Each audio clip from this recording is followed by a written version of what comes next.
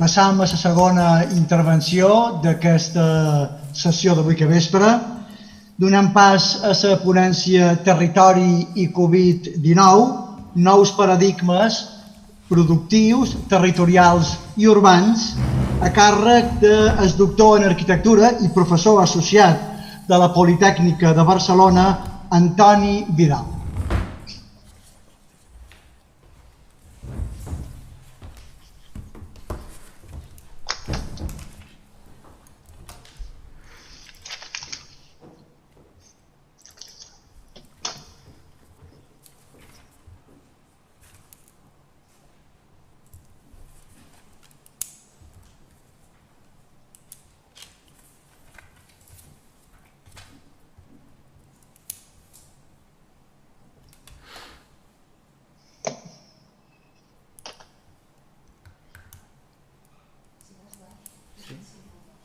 Ai, sí, no ho veia. Disculpes, que abans no es carregava. Gràcies. Bé, bones tardes a totes i a tots. Moltíssimes gràcies a l'Institut Menorquí d'Estudis per la invitació. Moltíssimes gràcies en particular al professor Carles Carreras per haver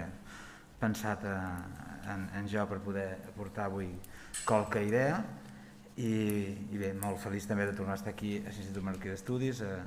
amb aquesta també nova etapa amb tanta energia que s'enceta des de la nova coordinació científica. I bé, abans de res, dir-vos que per això és una mica compromès haver d'intervenir en format sandwich enmig del professor Carreras i del doctor Guillem Casanovas, que intervindrà a continuació. Per tant, estic realment una mica compromès, no sé com ho farem. Bé, com veureu, la meva ponència es titula Territori Covid. Podem mirar si es pot elidir o no aquesta I, en certa manera, en tant si el que assumim és que el territori és un territori que ha de conviure amb aquest nou paradigma sanitari que està comportant tot un conjunt de canvis, o bé ja és un territori que d'una manera obligada ha de ser per tant transformat i per tant aquesta I ja no hi serà per sempre més. I per tant jo entenc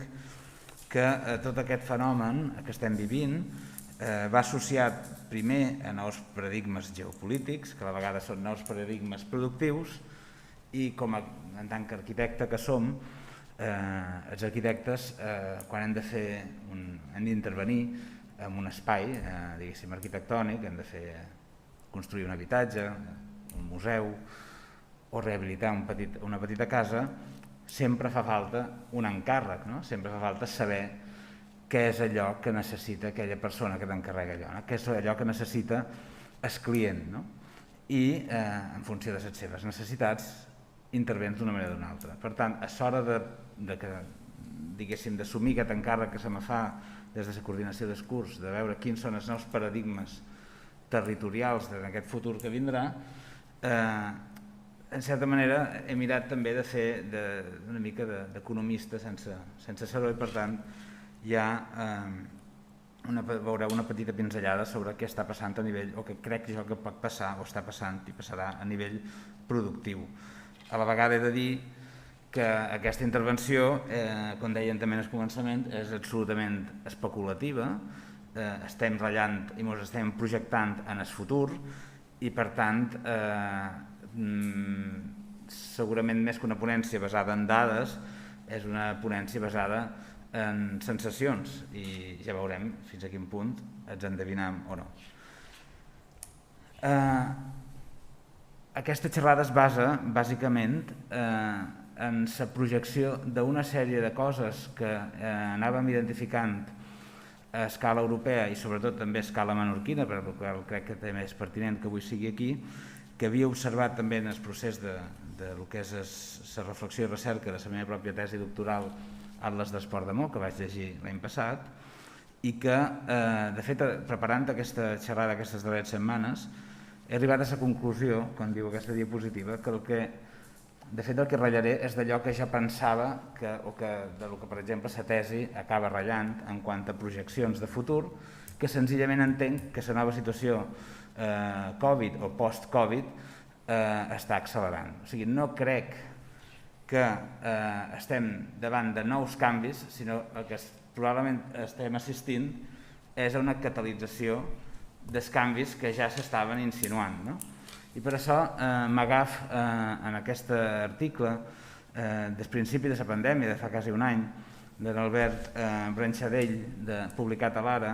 que deia canvis que la pandèmia accelera. I a la vegada ell citava el professor Ivan Serrano, professor de Ciència Política de la UOC, que deia: tinc la sensació que la situació del virus i la gestió de la pandèmia, més que provocar canvis, ens està ensenyant com estaven canviant, ens ho està posant de manifest. I per tant, aquell horitzó 2030, que ja fa uns quants anys que enratllam, en realitat ens està portant de cop, més o menys al voltant del final d'aquesta dècada, a l'horitzó 2050, i la revolució tecnològica i les maneres de relacionar-nos tecnològicament segurament ens ho estan mostrant, no? Diu, efectivament hi ha raons, i això ho deia el mateix Branchadell, efectivament hi ha raons per creure que el virus no està causant cap canvi, o sigui, el virus no ens està canviant, sinó que senzillament està accelerant processos que ja estaven en marxa. I a mesura que jo anava fent recerca sobre les coses que avui podia explicar aquí, he arribat a la conclusió que segurament aquest és el marc en el que segurament la meva aportació d'avui es podria moure, no? Són coses que, sense anar més en fora, i en tant que estem a Menorca, el propi Pla Territorial Insular, redactat per en José María Izquiaga i tot el seu equip, conjuntament amb el Consell Insular de Menorca, en la seva declaració d'objectius, introducció i preàmbuls, que és on realment s'introdueixen les coses que realment es volen abordar amb aquesta revisió del Pla Territorial, ja diu principios y objetivos del PTI, diu cambios de paradigma en la visión y elaboración de estrategias de ordenación territorial. Se introducen en este PTI los conceptos de resiliencia y adaptabilidad, como resultado de la crisis actual de los viejos paradigmas tradicionales asentados en las políticas territoriales, sectoriales y urbanísticas. La generación de riqueza con equidad social ha de ser necessàriamente possible. Quedem-nos primer amb aquesta idea de riquesa amb equitat social. I ell també ratlla, com veurem més endavant, de la idea de resiliència. Jo ja fa temps que ho estàvem observant, com deia, arrel de la meva recerca, que estaven davant d'una transformació d'un model productiu i econòmic a múltiples escales, locals i globals. Ara el professor Carreras ens ha il·lustrat moltíssim sobre com aquestes coses geopolítiques ens estan afectant a tots nivells i han afectat a tots nivells des de sempre, i com, crec que això sí que serà una cosa que hauria hagut d'acabar passant, que el canvi climàtic ens ho imposava i que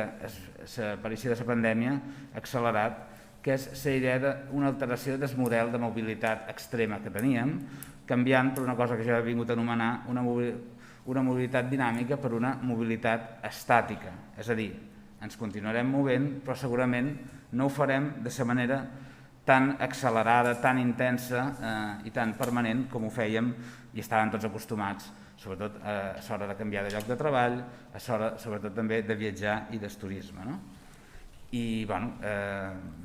només fa falta llegir la premsa i portals d'informació lligats a matèria del turisme, on tots sabem que arrel de tot aquest darrer any i mig que estem veient, per exemple, en termes de mobilitat, aquesta mobilitat, sobretot aèria, està baixant, i fins i aquesta notícia, per exemple, és d'abril del 2021, o sigui de fa un mes, no del 2020,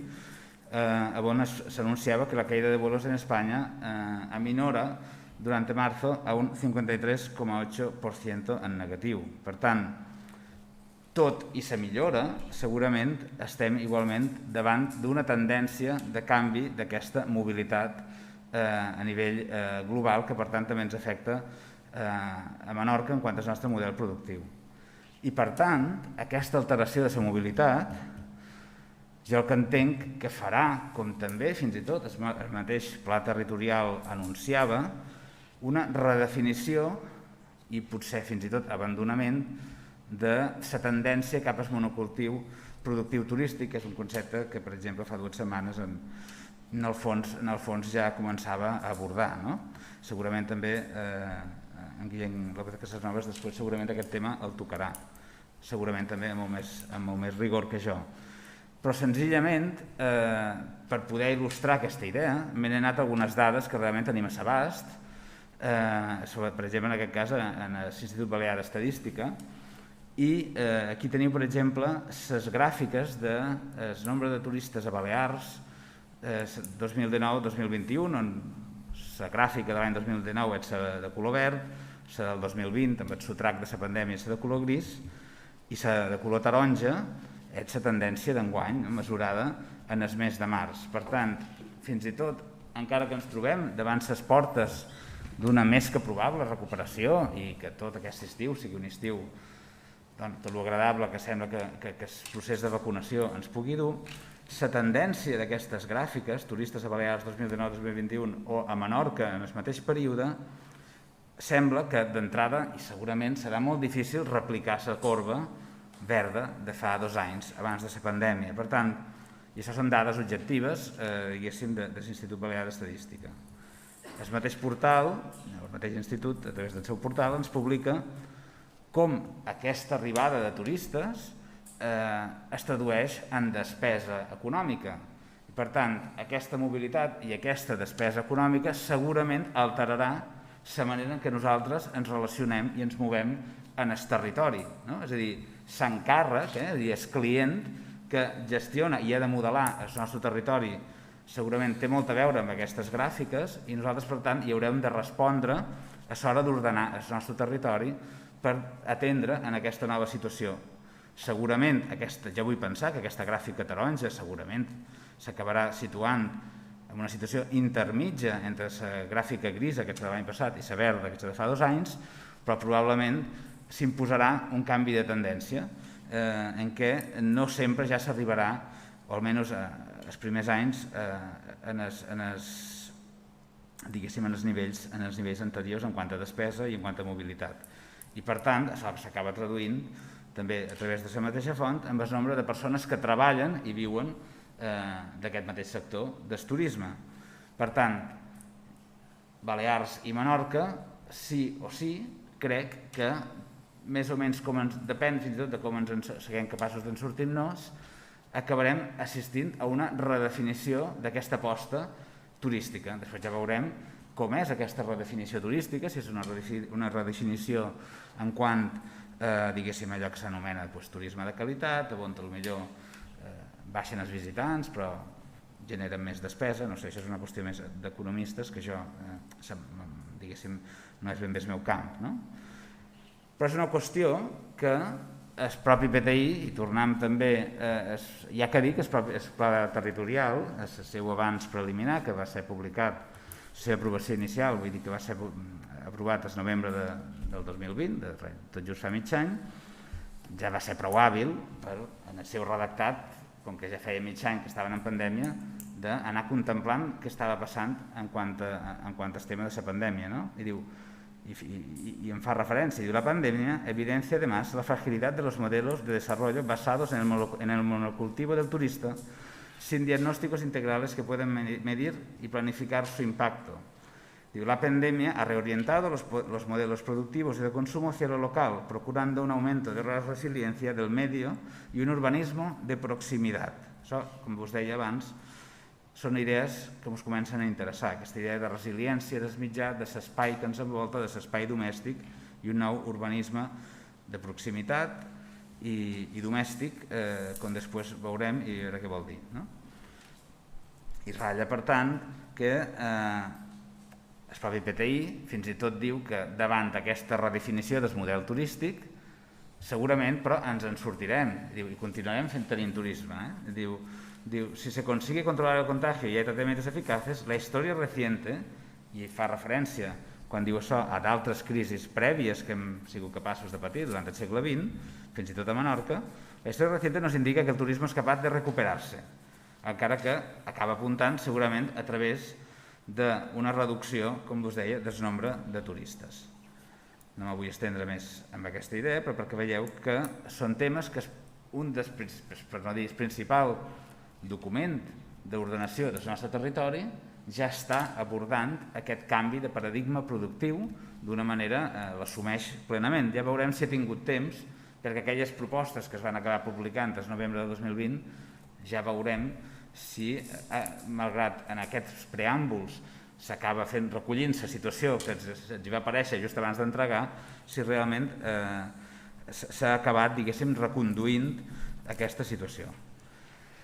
I per tant, agafant dades també del mateix document, aquí podem veure on tenim una major concentració de places hoteleres, com sabem, Ciutadella, a Mercadal, un 45% d'elles a Ciutadella, a Llevant n'hi ha menys, etc. Una altra qüestió que és evidentíssima, més enllà d'aquesta qüestió del turisme i d'un possible canvi del model productiu, és una situació que tots estem vivint des del primer dia d'aquesta pandèmia, que és la idea del teletreball.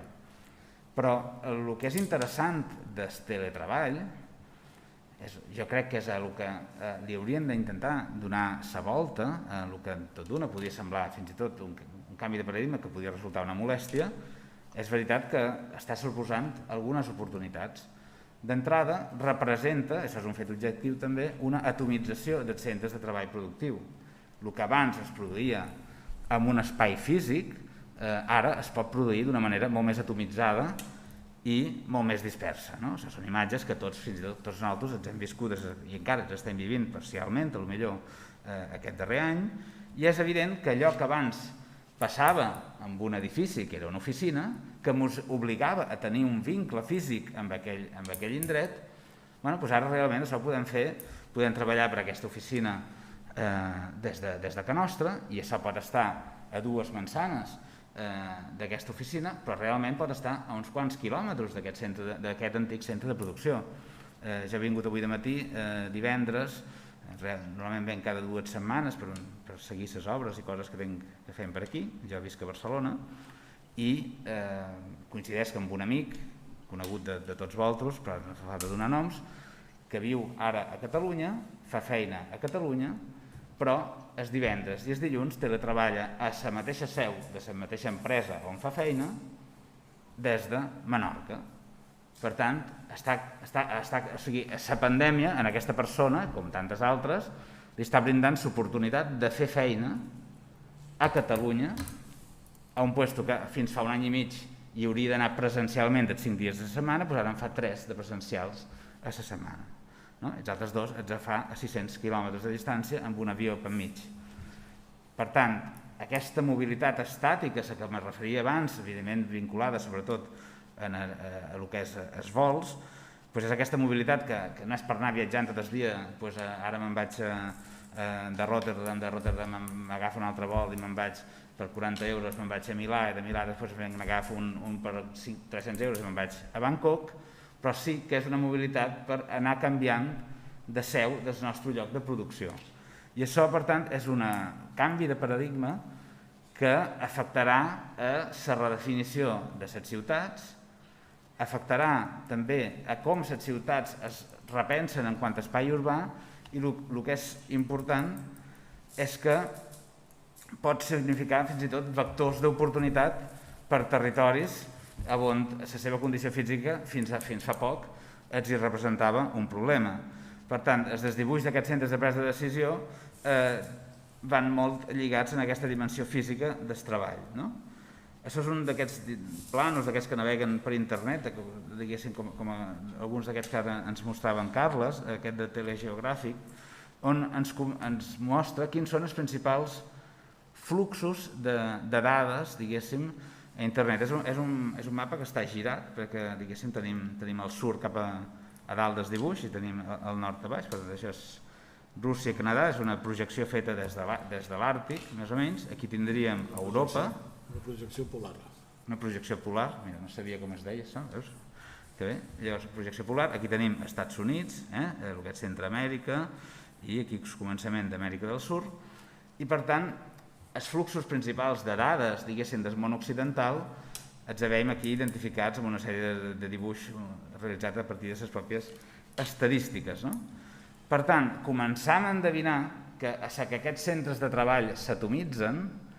convé estar dins d'aquesta xarxa, que segurament aquí haurien d'afegir la Xina, a veure com ho té, per una mica no perdre el fil de la producció global 2021. I per tant, la tecnologia, i això és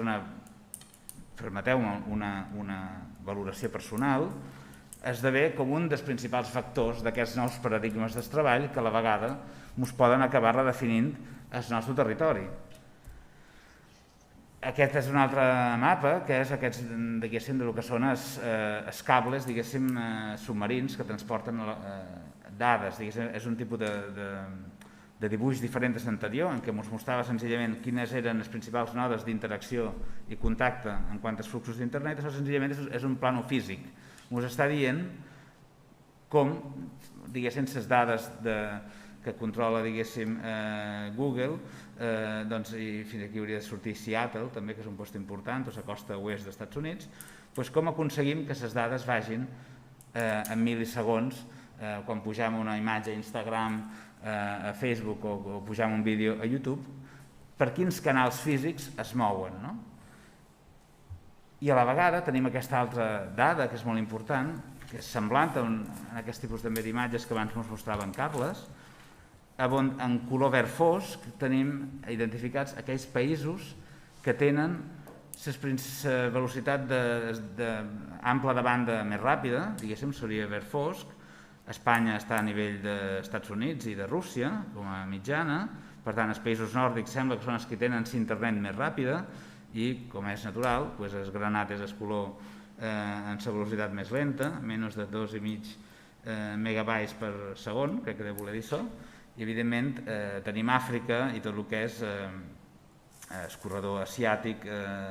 del sud o Amèrica del Sud. I finalment ja tenim països que senzillament aquesta dada no es pot ni quantificar. Per tant, en aquesta carrera cap a aquest nou paradigma del treball tecnològic convé una habilitació tecnològica, diguéssim, i que el teu territori estigui tacat de color verd fosc. I a la vegada, dins d'aquesta altra projecció, aquí tenim com internet acaba penetrant, diguéssim, en el que és la població, i com, diguéssim,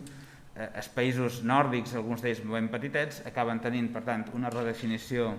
geomètrica en aquest dibuix molt més gran que països molt més extensos on queden absolutament deprimits, un tipus de dibuix semblant en aquell del producte interior brut que ens mostrava en Carles. I per tant, davant d'aquest canvi de paradigma tecnològic, jo crec que si volem ratllar de futur i d'una possibilitat per a Menorca, justament amb una dotació i una identificació d'aquest nou paradigma descentralitzat i atomitzat dels centres de treball, potser tindríem una oportunitat per una redefinició productiva de Menorca que vagi més enllà d'una oferta turística de servei passiva, diguéssim, perquè Menorca pugui tenir una situació activa davant d'un model productiu nou. I per tant, que fins i tot ens permeti superar allò que semblava insuperable, que és el paradigma de la insularitat. Tornam en el PTI, diu, la crisis sanitaria del COVID-19 ha puesto de manifiesto la urgencia de implementar modelos urbanos y territoriales resilientes y la pandemia mundial que atravesamos puede abrir una ventana de oportunidad. Aquesta ventana d'oportunitat ratllant de Menorca, jo la començo, i això insisteix que és una valoració personal gens contrastada, basada en el meu sentit comú, crec que podria ser una manera per assolir nous llindars productius que ens permetin superar els del sector serveis o l'aposta per sector serveis i del turisme com a única i exclusiva. Perdona? Que t'has menjat els 20 minuts ja fa una estoneta. Sí? Doncs vaig molt malament. Jo pitjor, Dic que no puc dir res. Doncs intenta anar una mica més de veres. I per tant, aquesta idea d'illa en xarxa, d'una illa connectada en el món occidental i en el Mediterrani occidental, a través d'aquest nou paradigma tecnològic, podria ser una oportunitat. Com també ho és, està molt ben connectat en el que són els fluxos de mercaderies, en aquest cas els fluxos, diguéssim, és un mapa del que són els fluxos de mercaderies marítimes pel Mediterrani, on estaria bé, potser, per poder tenir noves oportunitats, que Menorca estés ben connectada amb aquests nous vectors de comunicació o amb el famós corredor del Mediterrani, que és una qüestió prou coneguda, sobre la que no me vull estendre, perquè aquelles coses amb valor afegit que es puguin produir des de Menorca puguin arribar amb una projecció important, diguéssim, superant els models productius. Quins poden ser aquests nous models productius lligats en aquesta idea d'illa connectada en xarxa? Això és una qüestió també que tractàvem a la tesi doctoral, que eren aquells, diguéssim, què és allò que podem exportar amb aquesta nova connectivitat amb el món mediterrani i europeu occidental? Doncs allò que està relacionat amb el nostre fet diferencial, no? Economies blaves i del coneixement, maritimitat i insularitat, com deien, com a valors afegits. I aquí, diguéssim, no té més que citar la iniciativa del professor Carreras de fa, deuen ser 35 anys? 25, no? No és del 86? Sí, però les primeres idees van començar a bullir una dècada abans, com és, per exemple, fer de Menorca un lloc des d'on exportar coneixement qualificat. En aquest cas podem citar, diguéssim, tot el que va significar la UIMIR, que jo crec que, potser, i això és una cosa que em podia enrotllar, i que també enrotllam a la tesi, que segurament la idea inicial era que tingués una projecció molt més important de la que està tenint ara, cosa que no vol dir que no es pugui reconduir, o, per exemple, un esdeveniment importantíssim que passa a Menorca cada any i que trau coneixement i que trau, per tant, economia i que trau persones, com és, per exemple, l'Escola de Salut Pública, o, per exemple, la redefinició o reaprofitament de gran part del patrimoni en desús que tenim a l'illa per generar aquests nous nodes educatius i productius, i un bon exemple seria l'estació marítima terrestre de la Mola.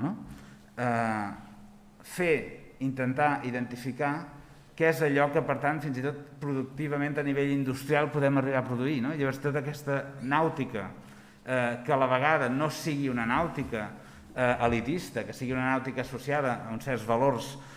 socials, inclusius, etc., és una oportunitat que segurament pot ajudar en aquest territori. A la tesi també citam el projecte final de carrera de Lluís Jordi del Tabull, que era més enllà de l'edifici que es proposava a la base naval, l'interessant d'aquest projecte era l'ús que s'identificava com a oportunitat, en aquest cas la base naval reconvertida de Maó, com una possible facultat de ciències de la mà en el Mediterrani, que ell feia una anàlisi i ens mostrava que totes les facultats de ciències de la mà espanyoles estaven totes a l'Atlàntic. Hi havia centres de recerca, però no hi havia cap facultat. I sembla estrany que encara això no s'hagi arribat a proposar, ja sigui a la base o qualsevol altre indret de Menorca. I dins d'aquest context d'oportunitats per a Menorca, identificàvem el port de Maó, i aquí ara garn una mica cap a casa nostra, quan dic cap a casa meva me refereix en quant a la recerca que hem fet, com a clúster, com a proa, diguéssim, de tota aquesta transformació de l'economia blava i del coneixement com a oportunitat. En l'exposició que mostràvem fa 2 anys a l'Escola d'Arquitectura de Mendrisio, fins i tot van treballar sobre nous possibles edificis i usos productius en el marc d'esport, i un d'ells era lligat a la nàutica, com en aquest projecte d'en Flavio Guidi i en Giovanni Zeli. Riscos i mancances, que tot això pot semblar fabulós, però està carregat, entenc jo, de dificultats. Una d'elles és segurament una manca de suport tecnològic per situar-nos en aquesta xarxa que vos deia de cables i de velocitats ràpides que ens han de permetre connectar el món. Això són els cables submarins que em sembla que ens connecten a nivell d'internet amb la resta de la península. Una altra, si entenem que Menorca és una peça més d'un taulell global, on fins i tot es pugui teletreballar, algú pugui dir me'n vaig 4 mesos a fer feina des de Menorca, tot i que estigui fent feina a la City londinenca, a la vegada correm el risc d'una hiperurbanització del nostre territori i una certa gentrificació territorial. Dins del que és aquest paisatge urbà i territorial tan fràgil, amb uns recursos físics, sobretot hídrics, molt limitats, correm el risc amb unes infraestructures que cada una d'elles té un impacte molt important en el nostre fràgil territori, correm el risc de que tot això se mos fugi de les mans. I, per exemple, el turisme a vegades ja està intentant sempre el que és, diguéssim, apostar per aquests nous hotels rurals i d'interior que generen valor afegit i nou turisme, etc., però clar, arribarà un punt que això corre el risc que es converteixi en una gran urbanització territorial. I ho veiem en les notícies, diguéssim. Sabem que el territori, diguéssim, ara, en certa manera, s'està gentrificant. Està passant a mans de grans capitals, moltes vegades capitals estrangers, en el cas particular de Menorca, capital francès, i com això fins i tot, quan apareixen noves oportunitats culturals, productives, etc., fins i tot estan lligades a un cert model, diguéssim, elitista. No sabem fins a quin punt, amb un impacte social, solidari i per tothom realment controlable. El cas de Hauser & Wirth ja veurem quin impacte acaba tenint més enllà d'un cert elitisme. Més riscos i mancances. Clar, la pandèmia i tot això que estem treballant ens obliga a una revisió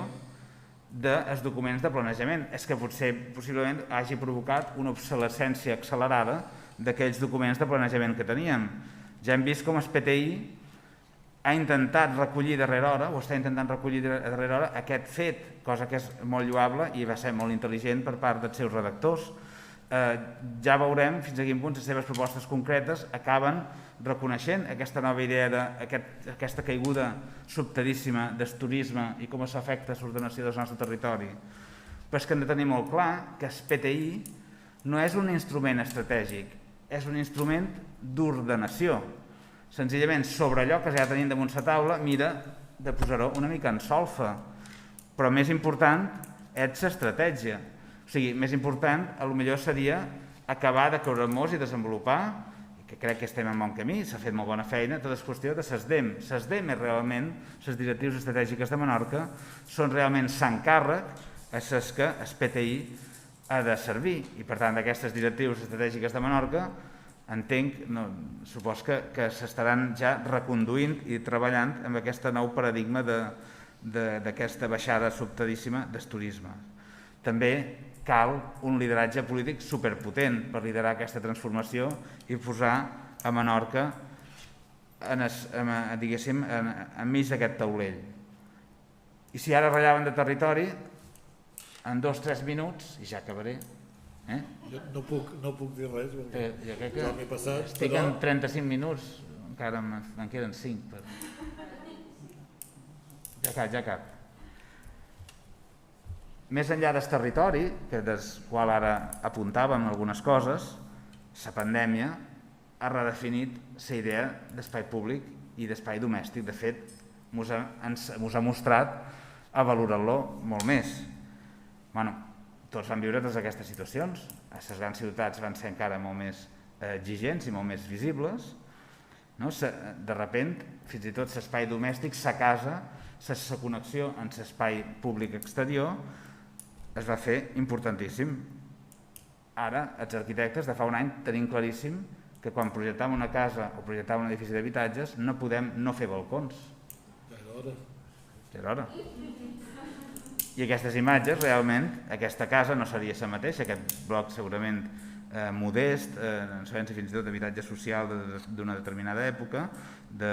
Madrid, sense aquests balcons no sabem si serien igual de dignes. I és molt interessant, per exemple, tot el treball que va fer el taller temàtic Arquitectos de Cabecera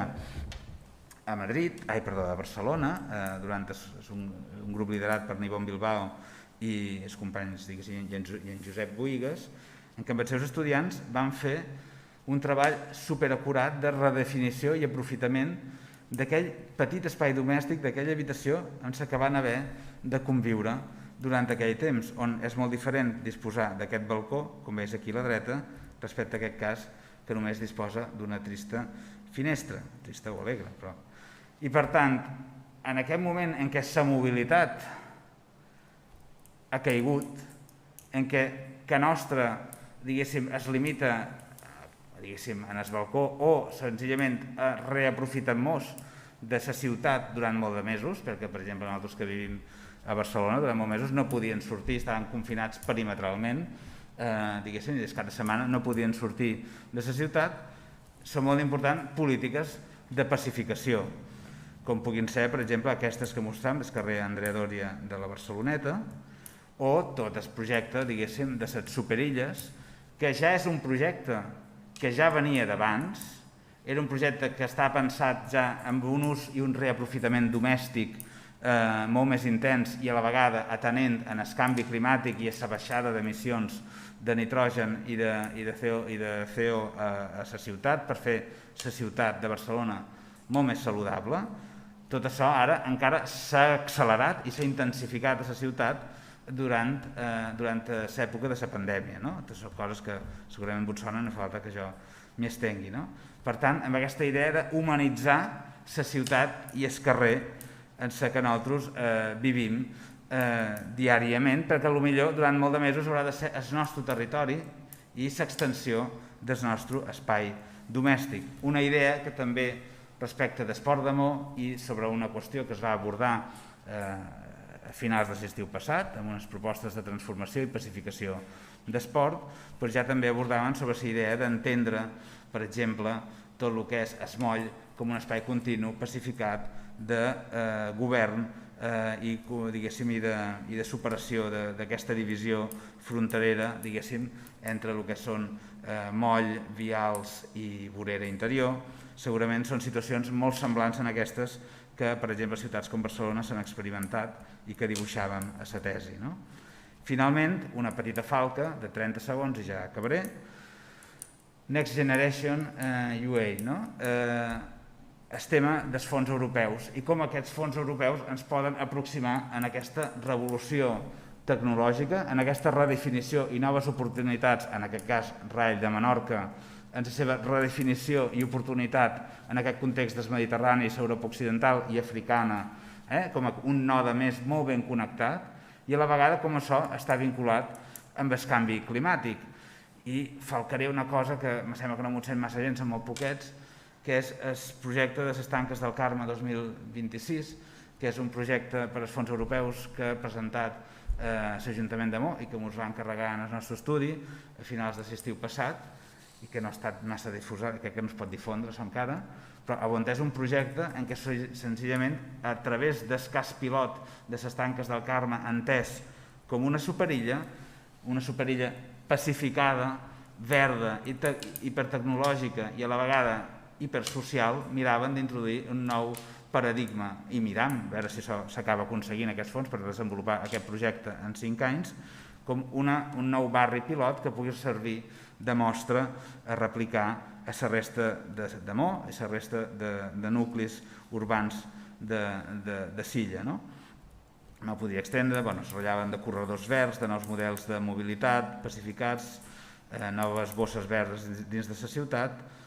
noves seccions dels carrers molt més amables, l'antiga i la nova, rehabilitació integral dels edificis en desús del barri o un nou sistema de mobilitat basat en un sistema de park and go per llevar els cotxes del centre de Mó íntegrament de les rondes cap endins. Per tant, una mirada diferent a l'espai públic que veu d'altres projectes que nosaltres en el nostre estudi, la Mar d'Arquitectes, desenvolupat conjuntament amb Annalís Figueres, hem anat desenvolupant amb idees també lligades a la domestificació de l'espai que en aquest projecte, diguéssim, vam poder anar abordant. Un d'ells també era una mirada diferent de lo que era l'ordenació de Cala Figuera amb el concurs que van guanyar el 2018, que ja veurem si s'acaba executant, i sobre que ja començàvem a volcar idees que ara vam mirar d'implementar amb aquest projecte de les Tanques del Carme. Per tant, una bona conclusió seria aquesta que me quedaria en la primera idea, les altres ja ens hem anat repetint, d'una acceleració d'allò que ja veníem proposant, que de sobte en un any ho hem hagut d'avançar 20 anys pràcticament. Molt bé, moltes gràcies.